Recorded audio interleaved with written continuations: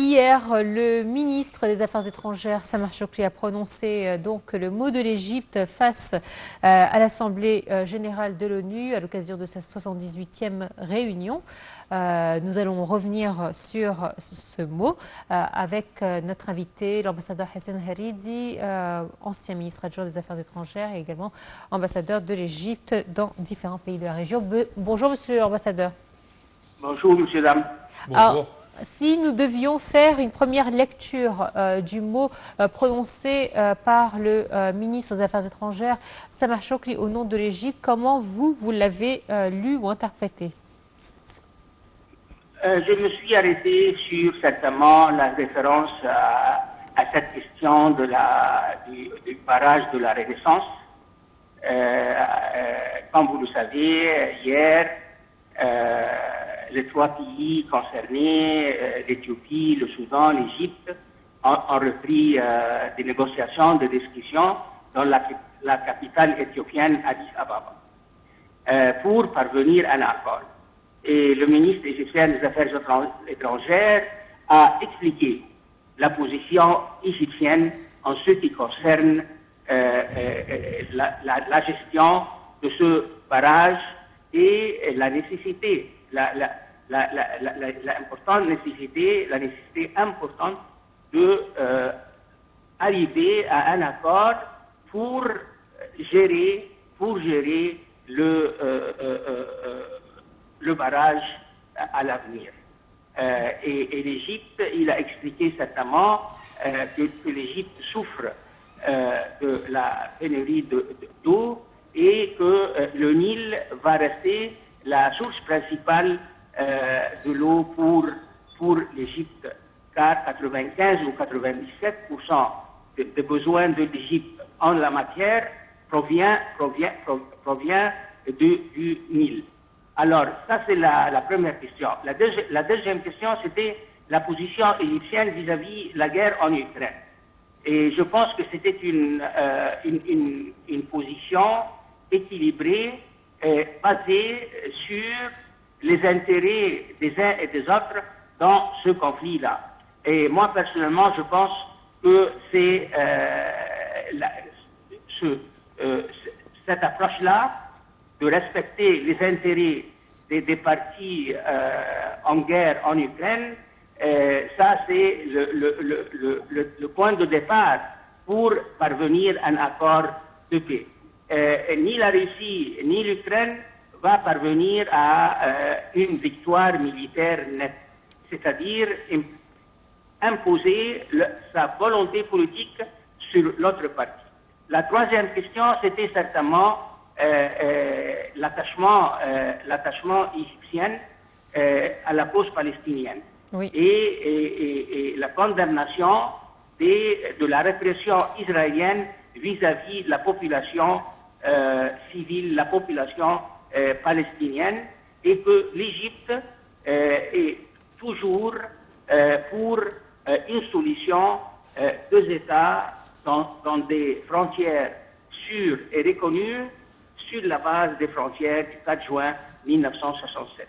C'est-à-dire la solution de deux États, un État palestinien indépendant et l'État d'Israël, et l'État palestinien ayant comme capitale la partie orientale de Jérusalem-Est. Quatrièmement, certainement, la situation au Soudan, la situation en Libye, et puis le changement climatique et l'aide au développement et les ressources financières requises pour aider les pays en voie de développement pour, premièrement, lutter contre les changements climatiques et deuxièmement, pour concrétiser leur plan de développement durable.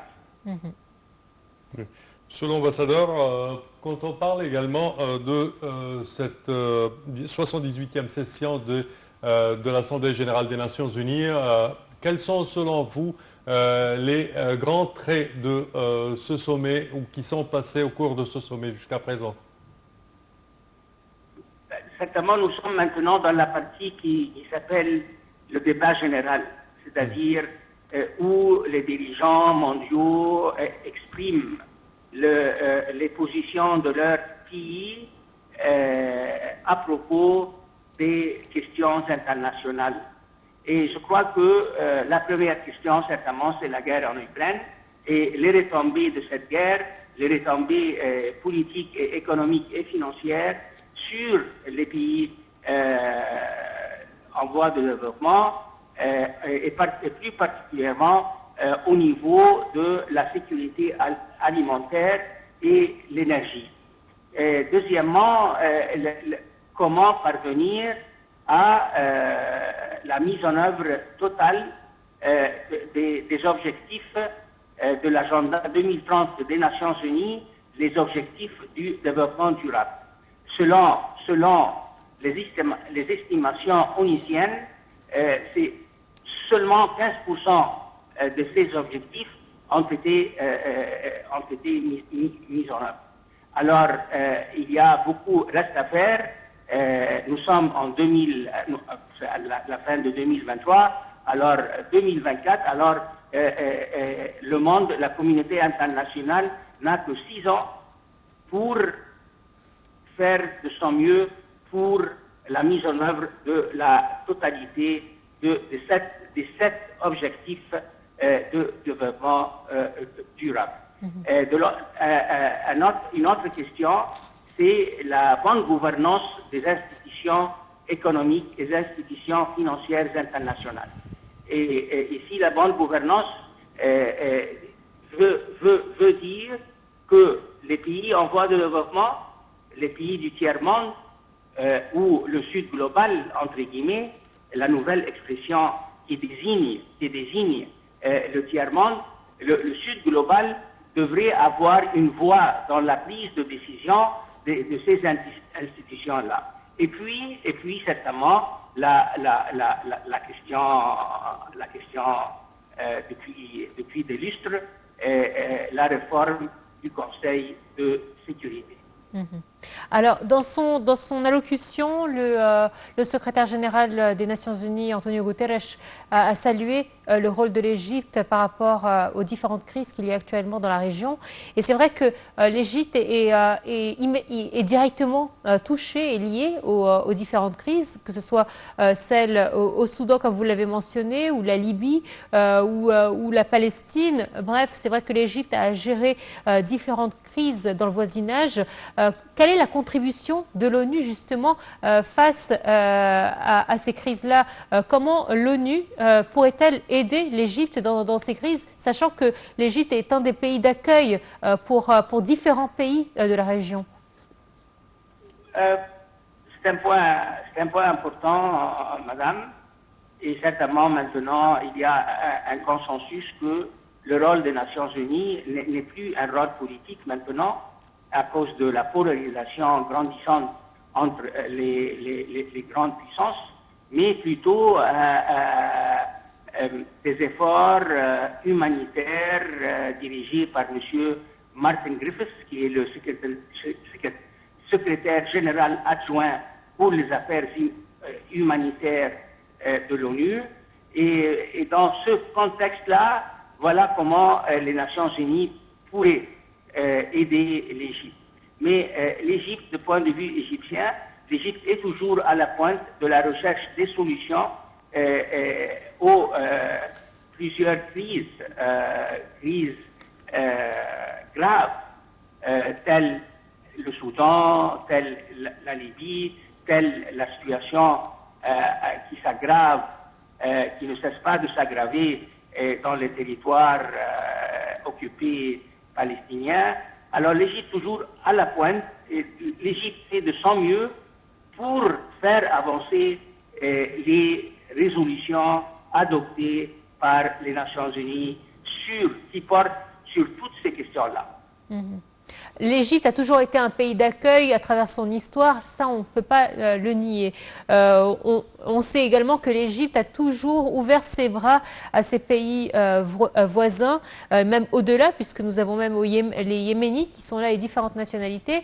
Quand on voit la crise en Europe face aux migrants et on voit les difficultés qu'ils ont à accueillir les migrants, on se pose quand même des questions, puisque aujourd'hui il y a un bras de fer entre les aides, pouvoir trouver des aides aux migrants. Nous en Égypte ici, on est un des pays qui reçoit le plus de migrants, et je ne pense pas que nous prenons, et vous allez me corriger, les sommes que peuvent demander les autres pays ailleurs. Et sachant que aussi les migrants ici s'adaptent et s'intègrent facilement à l'Égypte.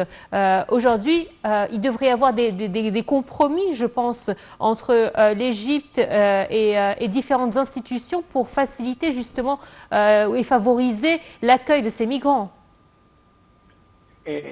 Mon avis personnel, madame, est que dans un certain contexte historique, l'Égypte a toujours été un pays d'accueil. Un pays d'accueil, c'est une tradition historique en Égypte, et l'Égypte ne devrait pas demander des ressources financières pour continuer à accueillir les immigrants. Parlant de l'immigration, il y a deux types de migration. Il y a les émigrés, entre guillemets, qui arrivent en Égypte comme une étape intermédiaire avant de trouver un pays d'accueil final. Et la deuxième catégorie, c'est les frères arabes, nos frères arabes, qui fuient leur pays en insécurité à cause des guerres civiles, à cause du terrorisme, et qui arrivent en Égypte. Troisièmement, on doit toujours penser à cette deuxième catégorie comme une source financière, parce que la plupart viennent avec leurs idées, avec leur argent, et veulent investir en Égypte. Alors, madame, moi, je pense que on doit repenser notre attitude, cette nouvelle attitude, c'est que l'Égypte n'a pas suffisamment des ressources financières pour accueillir tous ces gens-là. Moi, personnellement, je pense qu'on doit repenser notre approche à l'accueil de la deuxième catégorie des émigrés. Il suffit de saluer le fait qu'on n'a pas de camp pour réfugiés en Égypte. Pardon, madame? Je disais, il suffit juste de saluer le fait que nous n'avons pas de camp de réfugiés à proprement parler. Exactement. Exactement. Chère madame, on n'a jamais construire des tentes pour accueillir les réfugiés. Et ça, c'est à saluer. Et le peuple égyptien va refuser. Les Égyptiens vont refuser. Parce que les Égyptiens sont fiers de porter secours et soutien aux gens en détresse. Effectivement. Parfait, Monsieur l'Ambassadeur. Nous tenons à vous remercier énormément de vos explications. Merci à vous. Je répète que vous êtes Son Excellence, Monsieur l'Ambassadeur Hessène Hariri, ancien ministre adjoint aux Affaires étrangères. Merci à vous. Chers téléspectateurs, malheureusement, notre temps arrive à bout au terme de cette édition. Je tiens à vous remercier d'avoir été des nôtres. Je tiens également à te remercier, Noah. Merci, Samah. Merci à vous de votre fidélité. Excellente suite de programmes sur Net TV International.